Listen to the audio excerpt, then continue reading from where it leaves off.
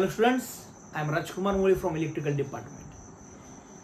पेपरला अवघे 2 दिवस राहिलेले आहेत. मुलांचे फोन येत आहेत, सर काहीच अभ्यास नाही झाला, क्रिटिकलला पेपर आहे किंवा काही बरेचसे इश्यू आहेत. मग काय करायचं? सर 2 दिवसात अभ्यास होईल का? 100% अभ्यास 2 दिवसामध्ये होणार. BEE तुम्हाला 45+ मार्क मिळणार. फक्त मी सांगतो तशी स्ट्रॅटेजी फॉलो केली तर. ओके, सगळ्यात पहिली गोष्ट कॉन्फिडन्स ठेवा ना. आता 2-3 वेळा तुम्ही पेपर दिलेले असतील, ठीक आहे, सगळं हिस्ट्री क्लिअर करायची, नव्याने चालू करू. मग 2 दिवसात होईल का? 100% अभ्यास होणार. आजची पूर्ण रात्र, उद्याचा पूर्ण दिवस, उद्याची पूर्ण रात्र आणि तुमचा पेपर. तसा विचार केला तर जवळपास 36 तास आहेत तुमच्याकडे. मग काय होईल? झोपलं नाही तर काय मरत नाही, किंवा पटकन झोपून उठा आणि अभ्यासाला लागा. माझी स्ट्रॅटेजी पहिल्यापासून एकच आहे. बेसिक इलेक्ट्रिकल काढण्यासाठी न्यूमेरिकल्सला तुम्हाला भर द्यावा लागेल. सगळ्यात पहिली गोष्ट, मी तुम्हाला मला डायरेक्ट पर्सनल व्हॉट्सअप करा. मी तुम्हाला नंबर इथं लिहून देतो.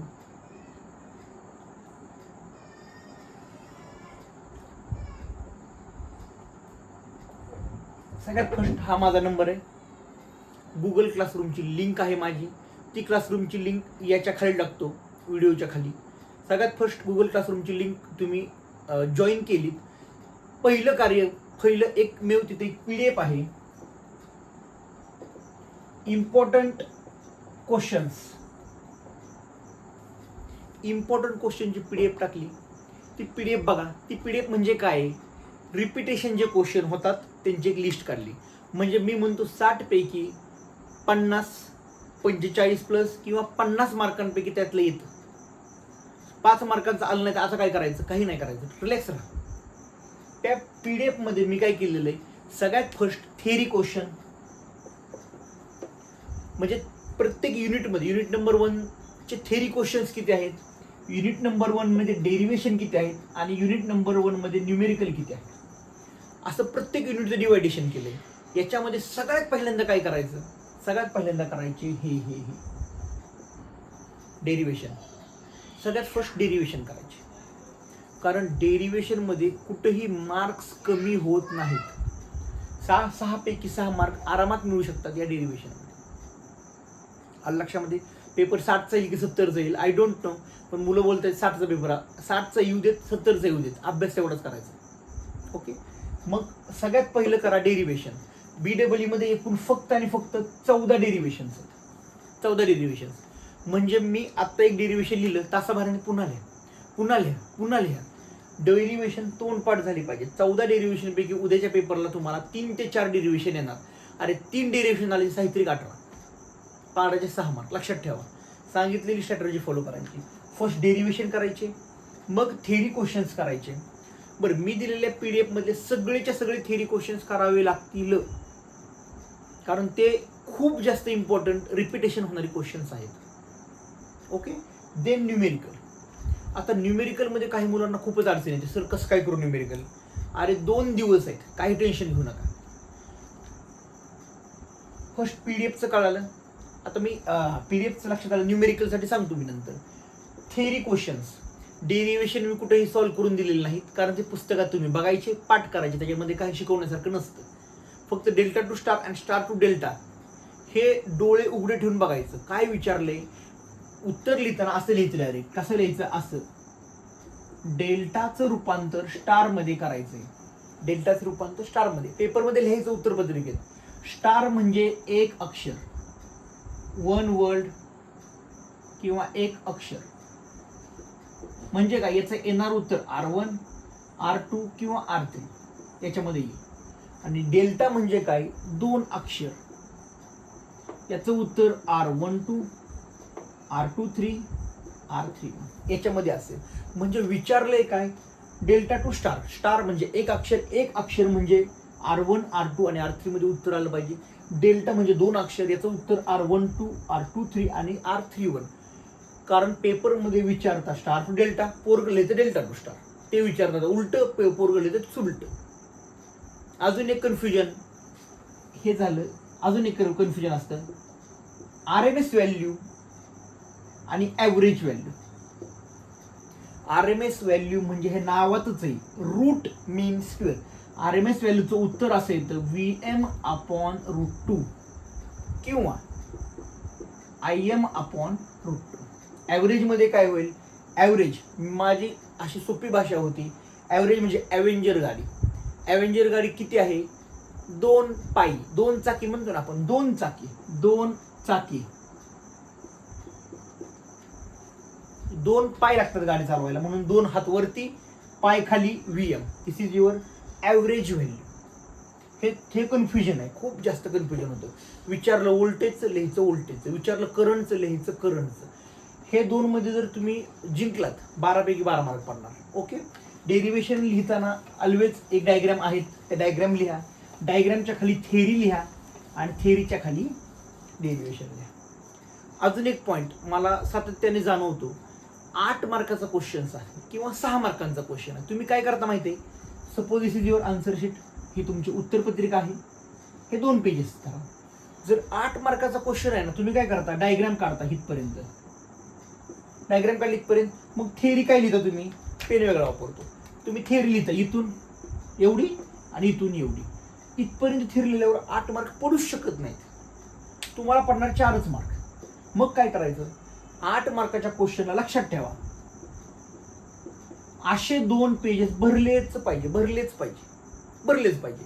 मी म्हणतो डायग्राम जर मोठी असेल, म्हणजे जनरेशन, डिस्ट्रीब्युशन आणि आपली जी डायग्राम आहे ट्रान्समिशनची, ती डायग्राम पूर्ण 1 पेज भरते अशी. मग 1 पेज भरल्यावरती तुम्ही हे 2 पेज लिहा, हे 1 आणि अजून एक 2 पेज, हे 2 पेज लिहा, त्याशिवाय मार्क पडणार नाहीत. लिहा, पेपर लिहा. लक्षात आलं? चाल, इथपर्यंत आलं. थेरीकडे वळतो. डेरिव्हेशनचा विषय संपला. थेरीचा काय करायचं, थेरीमध्ये मी व्हिडिओ बनवलेले आहेत. युनिट नंबर 1 आणि 5चा एकत्र व्हिडिओ, युनिट नंबर 2 आणि 3चा एकत्र व्हिडिओ, युनिट नंबर 4चा एक व्हिडिओ, असे 3 व्हिडिओ आहेत. ह्या थेरीसाठी ओनली 3 व्हिडिओज, फक्त 3 व्हिडिओ बघायचे, पूर्ण थेरी कव्हर होणार. म्हणजे या PDF मधले क्वेश्चन्स प्लस तुम्हाला कन्सेप्ट कळणार, डिफरन्स सगळं मी अगदी वर्गात शिकवतो, पाठ मुलांकडनं करून घेतो, तसं शिकवलेलं आहे. लास्ट टाइम मुलांचे कमेंट होते, सर कानामध्ये आवाज ऐकू यायचा तुमचा डिफरन्स लिहिताना वगैरे. सो थेरीचा विषय संपला. बघा मी तर गोल करतो, थेरीचा विषय कसं काय संपला, थेरीचे 3 व्हिडिओ बघितले, विषय संपला. आता येऊ ह्याच्याकडून न्यूमेरिकल. डेरिव्हेशन तुम्ही करायचे पुस्तकात बघून. चला, न्यूमेरिकलचं कसं कराल, न्यूमेरिकलची पण प्लेलिस्ट आहे.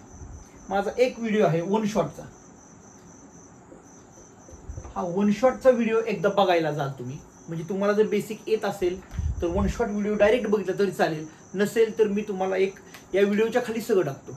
एक मी तयार केलेला मेसेज, त्याच्यामध्ये KVLचा व्हिडिओ वेगळा, KCLचा व्हिडिओ वेगळा, सुपरपोजिशनचा व्हिडिओ वेगळा, असे सेपरेट व्हिडिओ आहेत.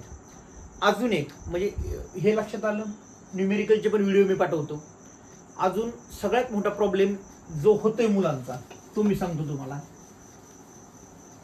सर पोलर, रेक्टँग्युलर आणि तो रेडियन डिग्रीमध्ये कन्फ्युजन होतं. युनिट नंबर 3चा तो व्हिडिओ, मला खूप मेसेज आले. युनिट नंबर 3 AC फंडामेंटलचा माझा व्हिडिओ तो आहे, आय थिंक 25 ते 27 मिनिटांचा. एकदा AC फंडामेंटलचा व्हिडिओ बघायचा, डायरेक्ट न्यूमेरिकल सॉल्व्ह करायचे. काय करायचं मी अगदी स्टेप बाय स्टेप मराठीमध्ये सगळं नीट एक्सप्लेन केले, अगदी कॅल्शियममध्ये कसं टाकायचं हे पण एक्सप्लेन केलं. ओके. अजून एक आहे तो रेक्टँग्युलर पोलर, Z1 दिलेला असतो, Z2 दिलेला असतो आणि खाली असतं Z1 × Z2 किंवा Z1 + Z2. Polar form, rectangular form. Polar form म्हणजे काय, जिथं अँगल असतो तो पोलर फॉर्म असतो, प्लस मायनस असतो तो रेक्टँग्युलर फॉर्म असतो. याचा पण एक व्हिडिओ आहे, तो मी पाठवतो. माझी खात्री आहे की एकदा व्हिडिओ बघितल्यावर पुन्हा बघायची गरज नाही. व्हिडिओ बघताना तुम्हाला असं वाटेल खूप टाइम चाललाय का माझा, जाऊ द्यात, टाइम जाऊ द्यात. आपल्याला ॲटलिस्ट 3 न्यूमेरिकल अगदी परफेक्ट म्हणजे परफेक्टच करायचे. त्यापैकी युनिट नंबर 1 खूप सिम्पल न्यूमेरिकल, युनिट नंबर 5. बरं, युनिट नंबर 5 मध्ये असंही होतं, काही वेळा न्यूमेरिकल येतं आणि खाली दोन्ही थेरी क्वेश्चन येतात, काही वेळा दोन्ही न्यूमेरिकल येतात. जिथं थेरी क्वेश्चन जास्त दिसतील ते सोडवायचं, किंवा जिथं डेरिव्हेशन्स मी पाठ केलेला आलो तो क्वेश्चन सोडवायचा. खूप जास्त सिम्पल फंड आहे BEE पास होण्याचा. याच्या व्यतिरिक्त काहीही नाही, काही नाही. Z1 Z2 त्याचं लक्षामध्ये आलं. न्यूमेरिकलसाठी व्हिडिओचं मी तुम्हाला ह्याच्या खाली टाकतो. थेअरीचे व्हिडिओ आहेत.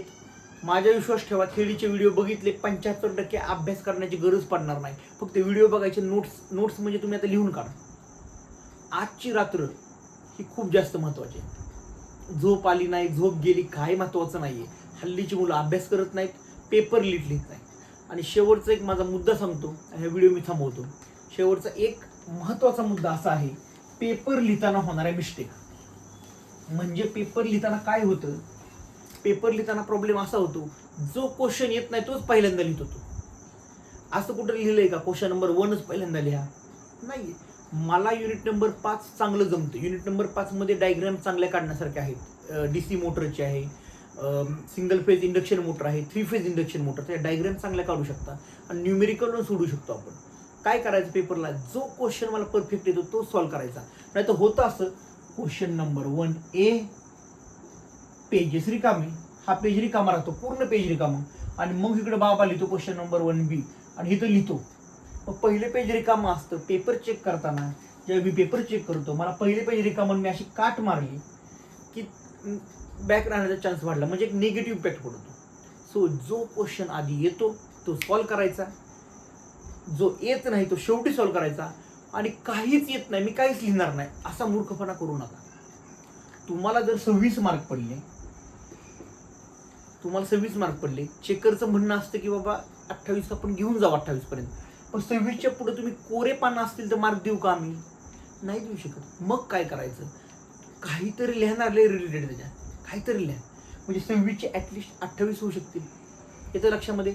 पेपर कोडा सोडू नका. न्यूमेरिकलची अशी गोष्ट गंमत आहे की न्यूमेरिकल पूर्ण सॉल्व्ह केलं तरच मार्क मिळतील, अजिबात नाही. किती क्वांटिटी विचारल्या? 4 क्वांटिटी. तर 1-2 क्वांटिटी काढल्या तर तुम्हाला 2 मार्क 3 मार्क मिळतील. लक्षात घ्या मला काय म्हणायचं. सो अभ्यास प्रामाणिक करा.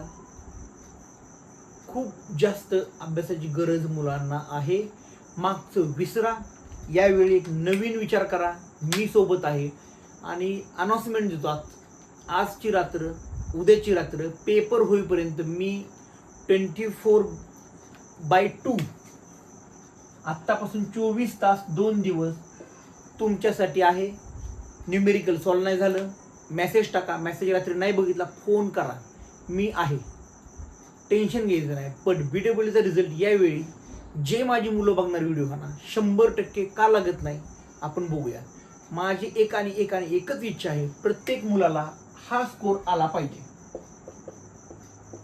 यासाठी मी सांगितलेली ट्रिक फॉलो करा. फर्स्ट PDF बघा. PDF मधले थेरी क्वेश्चनचे 3 व्हिडिओ बघा. थेरी क्वेश्चनचा विषय संपला. लिहून काढा. डेरिव्हेशन पाठ करा, लिहून काढा. न्यूमेरिकल युनिट नंबर 5चं न्यूमेरिकल बघा. देन युनिट नंबर 1चं न्यूमेरिकल बघा. देन युनिट नंबर 2चं न्यूमेरिकल बघा. आणि युनिट नंबर 4चं न्यूमेरिकल अतिशय सोपं आहे. पॉलिफेजचं न्यूमेरिकल आणि सिंगल फेज ACचे म्हणजे RL, RC, RLCचं न्यूमेरिकल अतिशय सोपं आहे. एकदा बघा. मी म्हणतो ना, अर्ध जरी लिहिलंच तरी त्याला 3 मार्क पडतील. कुठंही ट्राय करा.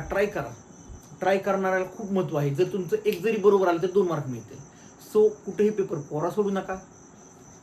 ही स्ट्रॅटर्जी, हा माझा नंबर, मेसेज टाका. इंस्टाग्राम मी वापरत नाही तेवढी. इंस्टाग्रामला का मेसेज टाकू, मला व्हॉट्सअपला मेसेज टाका. पहिल्यांदा गुगल क्लासरूम जॉईन करा आणि ही स्टेप फॉलो करा. का आपण जिंकत नाही बघूया. Okay. So all the very best. बिलकुल कॉन्फिडन्स लो होऊ द्यायचा नाही. कॉन्फिडन्सली पेपरला जायचं आणि खूप जास्त. अरे शिवाजी महाराजांचे मावळीत आपण कालच तुम्हाला माहिती आहे, राज्याभिषेकाचा जो दिवस झालेला आहे. मावळीत, अरे महाराज आग्र्याला अडकले होते, ते कसे सुटले. तुम्ही एकदा आग्र्याचा किल्ला बघा. हे नंतर कधीतरी मी तुम्हाला सांगेल. बट आपण शिवाजी महाराजांचे मावळे आहेत. अभ्यासाला लागा. का होत नाही बघू पास, आणि मग मला मेसेज करा. पास झाल्यावरती सर आम्ही पास झालो, मला फोन करा. अतिशय तो आनंदाचा दिवस माझ्यासाठी असेल. हे लक्षात ठेवा. 24/2 24 तास 2 दिवस मी आहे. हा माझा नंबर. काही अडचण आली डायरेक्ट फोन करायचा, मी तिथं आहे. Okay. So all the very best and thank you so much.